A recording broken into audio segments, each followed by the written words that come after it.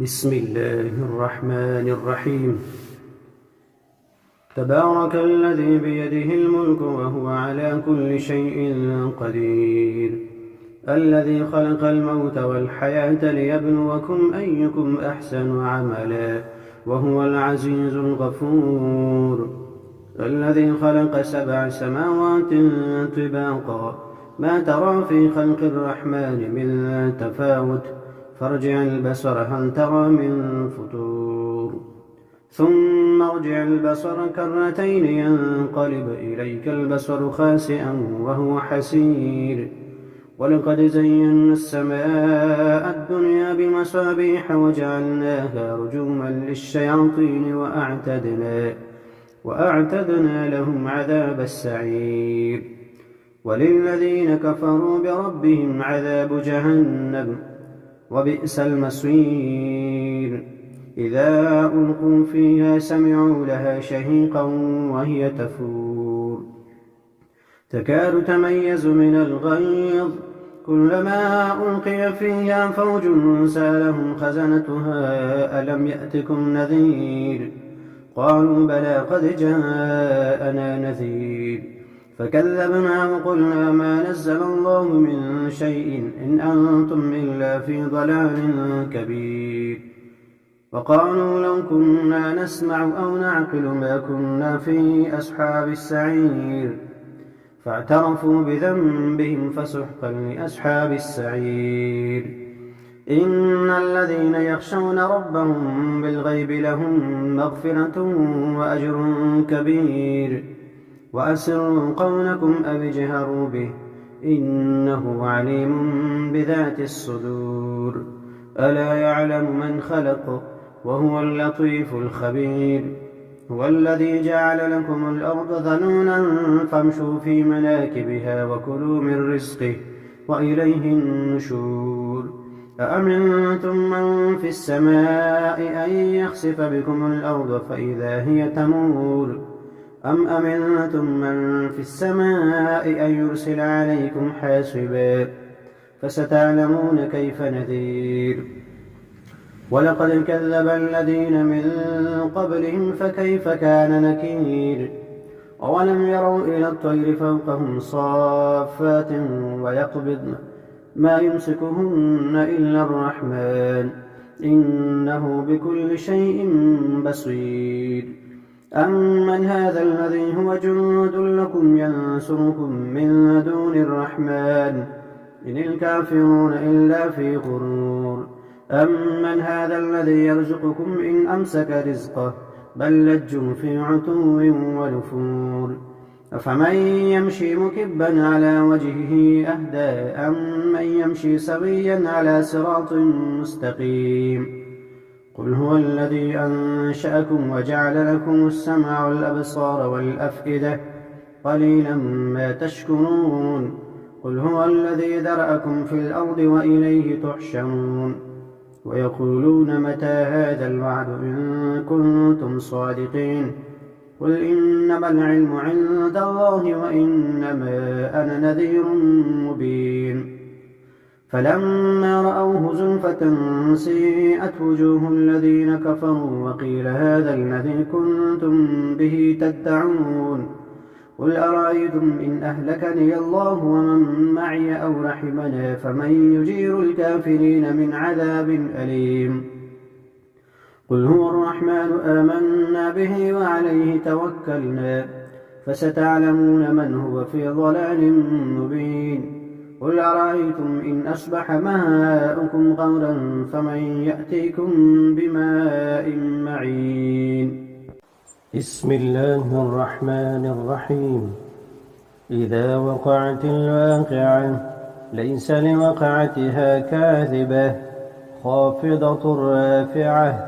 إذا رجت الأرض رجا وبست الجبال بسا فكانت هباء منبثا وكنتم أزواجا ثلاثة فأصحاب الميمنة ما أصحاب الميمنة وأصحاب المشأمة ما أصحاب المشأمة.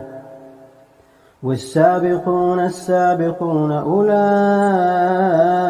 المقربون في جنات النعيم ثلة من الأولين وقليل من الآخرين على سرر موضونة متكئين عليها متقابلين يطوف عليهم ولدان مخلدون بأكواب وأباريق وكأس من معين لا يصدعون عنها ولا ينزفون وفاكهة مما يتخيرون ولحم طير مما يشتهون وحور عين كأمثال اللؤلؤ المكنون جزاء بما كانوا يعملون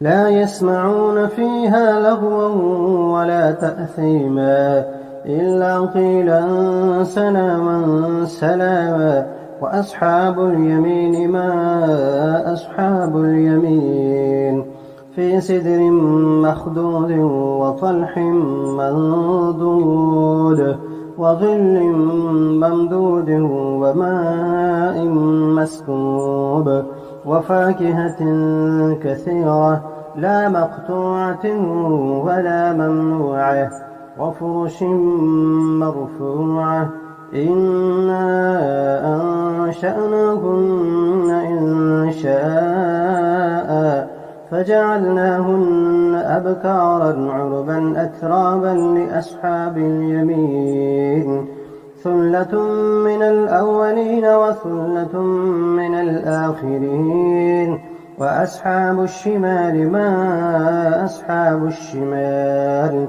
في سموم وحميم وظل من يحموم لا بارد ولا كريم إنهم كانوا قبل ذلك مترفين وكانوا يصرون على الحنث العظيم وكانوا يقولون أئذا متنا وكنا ترابا وعظاما أئنا لمبعوثون أوآباؤنا الأولون قل إن الأولين والآخرين لمجموعون إلى ميقات يوم معلوم ثم إنكم أيها الضالون المكذبون لآكلون من شجر من زقوم فمالئون منها البطون فشاربون عليه من الحميم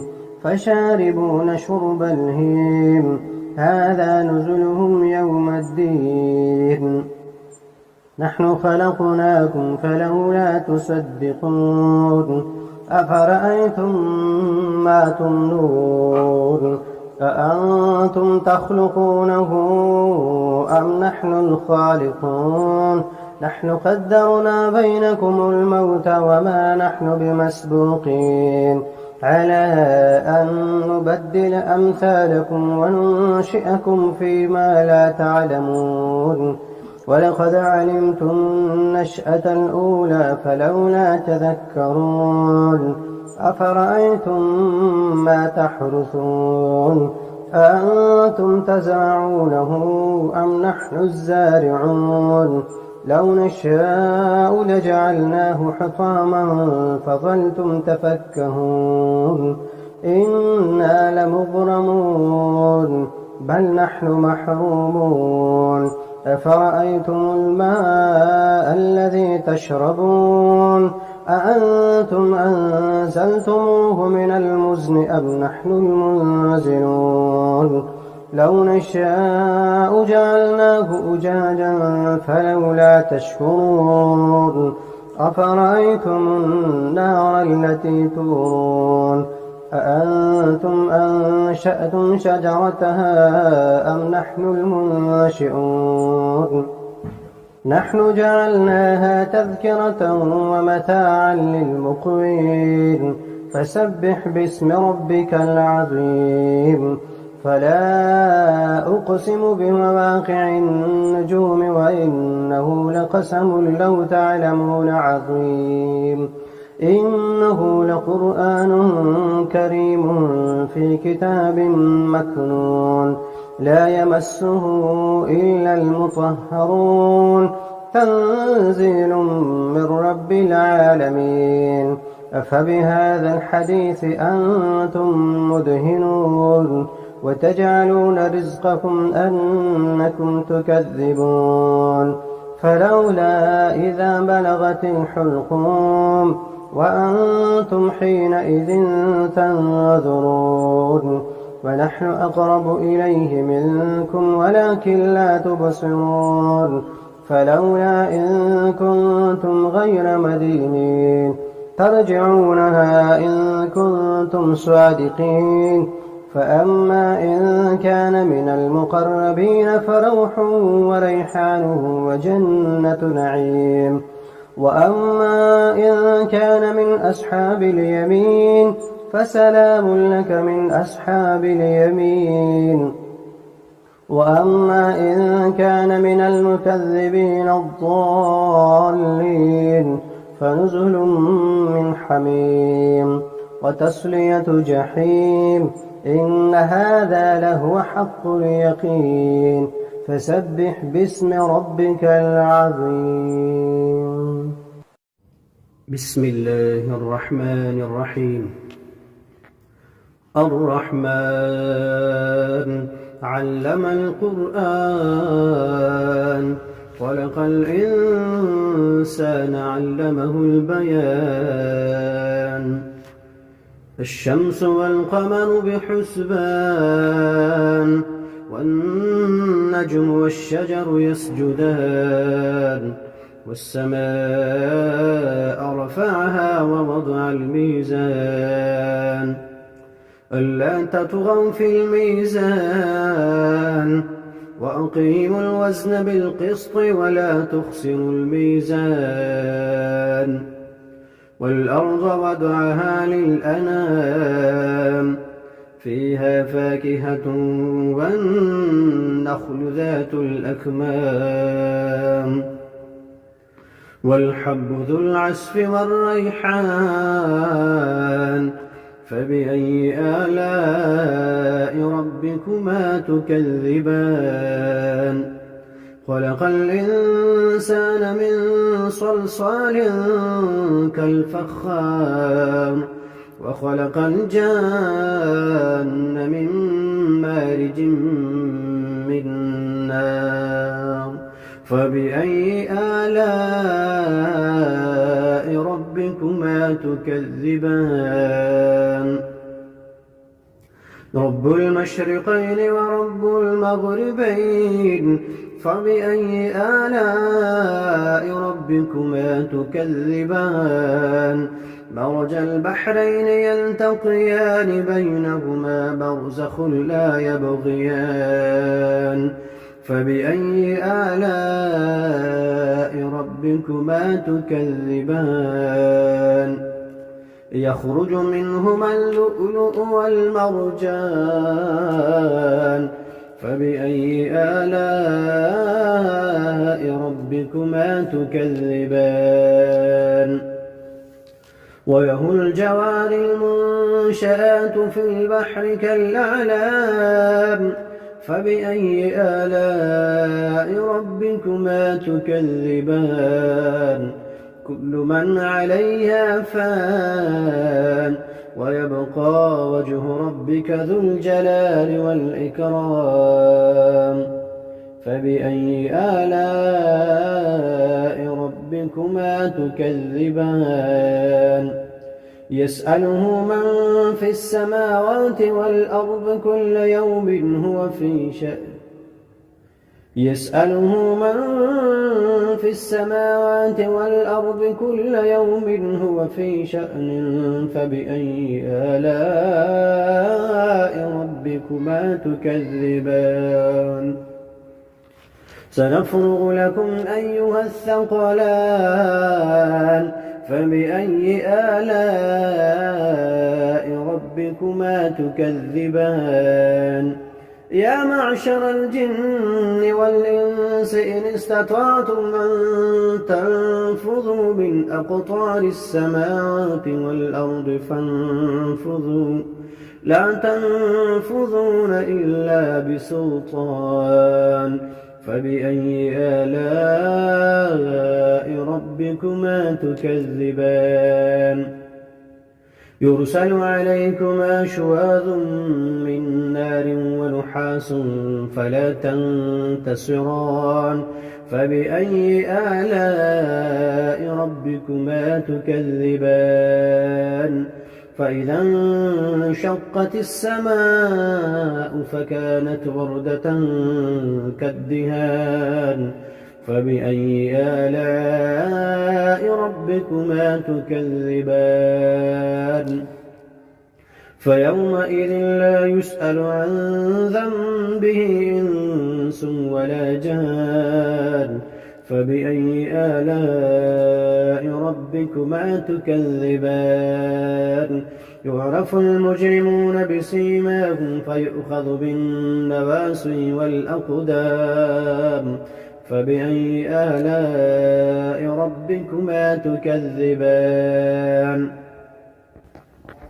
هذه جهنم التي يكذب بها المجرمون يطوفون بينها وبين حميم آن فبأي آلاء ربكما تكذبان ولمن خاف مقام ربه جنتان فبأي آلاء ربكما تكذبان ذواتا أفنان فبأي آلاء ربكما تكذبان فيهما عينان تجريان فبأي آلاء ربكما تكذبان فيهما من كل فاكهة زوجان فبأي آلاء ربكما تكذبان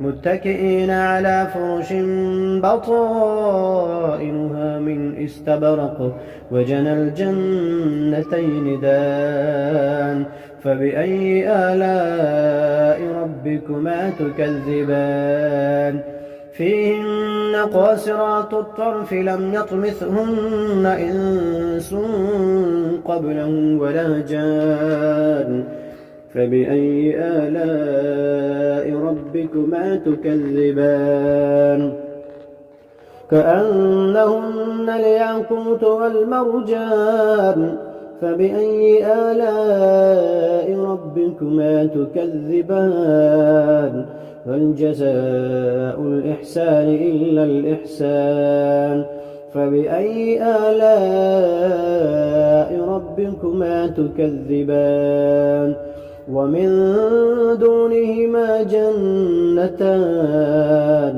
فبأي آلاء ربكما تكذبان مدهامتان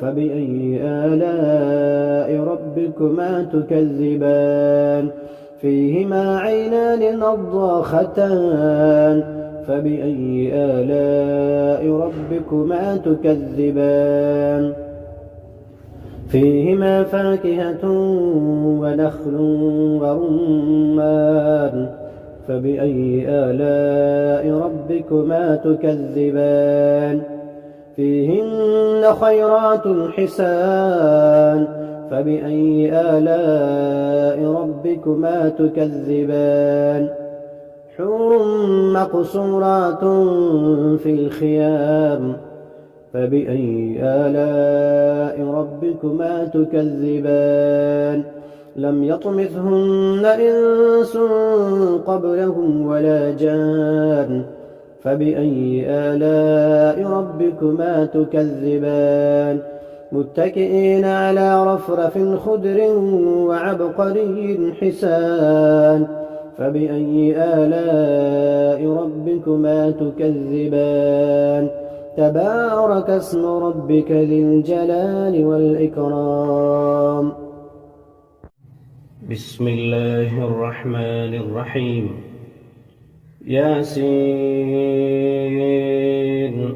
والقرآن الحكيم إنك لمن المرسلين على صراط مستقيم تنزيل العزيز الرحيم لتنذر قوما ما أنذر آباؤهم فهم غافلون لقد حق القول على أكثرهم فهم لا يؤمنون إنا جعلنا في أعناقهم أغلالا فهي إلى الأذقان فهم مقمحون وجعلنا من بين أيديهم سدا ومن خلفهم سدا فأغشيناهم فهم لا يبصرون وسواء عليهم أأنذرتهم أم لم تنذرهم لا يؤمنون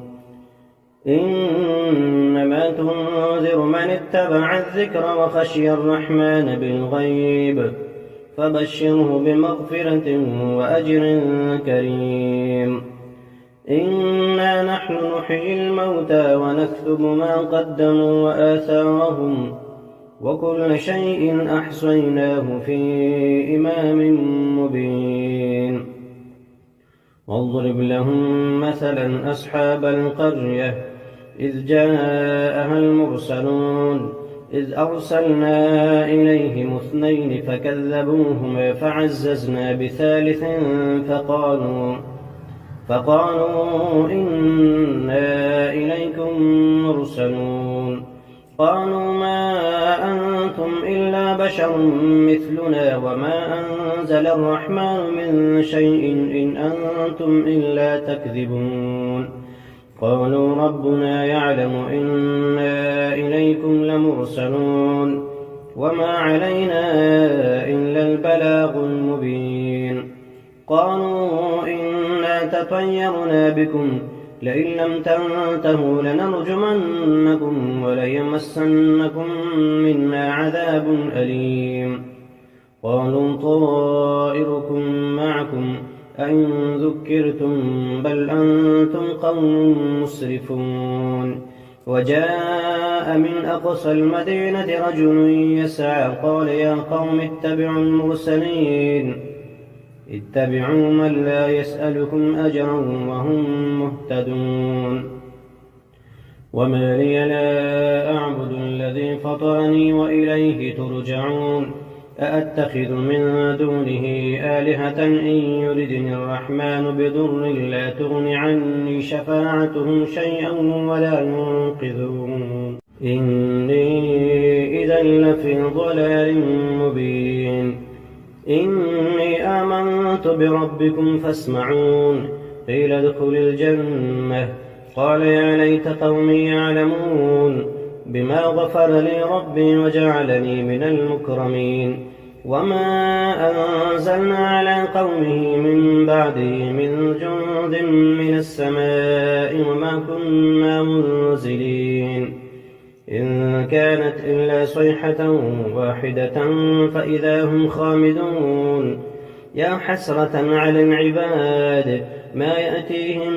من رسول إلا كانوا به يستهزئون ألم يروا كم أهلكنا قبلهم من القرون أنهم إليهم لا يرجعون وإن كل لما جميع لدينا محضرون وآية لهم الأرض الميتة أحييناها وأخرجنا منها حبا فمنه يأكلون وجعلنا فيها جنات من نخيل وأعناب وفجرنا فيها من العيون ليأكلوا من ثمره وما عملته أيديهم أفلا يشكرون سبحان الذي خلق الأزواج كلها مما تنبت الأرض ومن أنفسهم ومما لا يعلمون وآية لهم الليل نسلخ منه النهار فإذا هم مظلمون والشمس تجري لمستقر لها ذلك تقدير العزيز العليم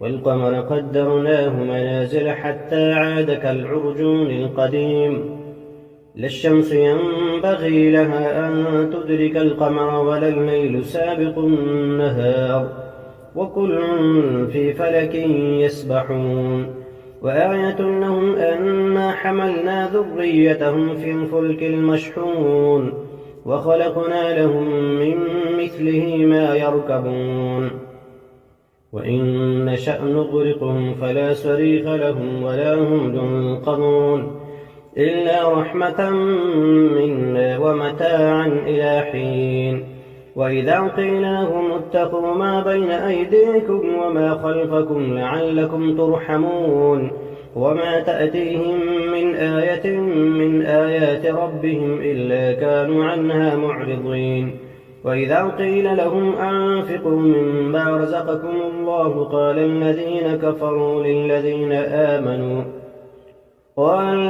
كفروا للذين آمنوا أنطعم من لم يشاء الله أطعمه إن أنتم إلا في ضلال مبين ويقولون متى هذا الوعد إن كنتم صادقين ما ينظرون إلا صيحة واحدة تأخذهم فهم يخصمون فلا يستطيعون توصية ولا إلى أهلهم يرجعون ونفخ في الصور فإذا هم من الأجداث إلى ربهم ينسلون قالوا يا ويلنا من بعثنا من مرقدنا هذا ما وعد الرحمن وصدق المرسلون إن كانت إلا صيحة واحدة فإذا هم جميع لدينا محضرون فاليوم لا تظلم نفس شيئا ولا تجزون إلا ما كنتم تعملون إن أصحاب الجنة اليوم في شغل فاكهون هم وأزواجهم في ظلال على الأرائك متكئون لهم فيها فاكهة ولهم ما يدعون سلام قولا من رب رحيم وامتازوا اليوم أيها المجرمون ألم أعهد إليكم يا بني آدم ألا تعبدوا الشيطان إنه لكم عدو مبين وأن اعبدوني هذا صراط مستقيم ولقد أضل منكم جبلا كثيرا أفلم تكونوا تعقلون هذه جهنم التي كنتم توعدون اصلوها اليوم بما كنتم تكفرون اليوم نختم على أفواههم وتكلمنا أيديهم وتشهد أرجلهم بما كانوا يكسبون ولو نشاء لطمسنا على أعينهم فاستبقوا الصراط فأنى يبصرون ولو نشاء لمسخناهم على مكانتهم فما استطاعوا مضيا ولا يرجعون ومن نعمره ننكسه في الخلق أفلا يعقلون وما علمناه الشعر وما ينبغي له إن هو إلا ذكر وقرآن مبين لينذر من كان حيا ويحق القول على الكافرين أولم يروا أنا خلقنا لهم مما عملت أيدينا أنعاما فهم لها مالكون وذللناها لهم فمنها ركوبهم ومنها يأكلون ولهم فيها منافع ومشارب أفلا يشكرون واتخذوا من دون الله آلهة لعلهم ينصرون لا يستطيعون نصرهم وهم لهم جند محضرون فلا يحزنك قولهم إنا نعلم ما يسرون وما يعلنون أولم ير الإنسان أنا خلقناه من نطفة فإذا هو خصيم مبين وضرب لنا مثلا ونسي خلقه قال من يحيي العظام وهي رميم قل يحييها الذي أنشأها أول مرة وهو بكل خلق عليم الذي جعل لكم من الشجر الأخضر نارا فإذا أنتم منه توقدون أوليس الذي خلق السماوات والأرض بقادر على أن يخلق مثلهم بلى وهو الخلاق العليم إنما أمره إذا أراد شيئا أن يقول له كن فيكون فسبحان الذي بيده ملكوت كل شيء وإليه ترجعون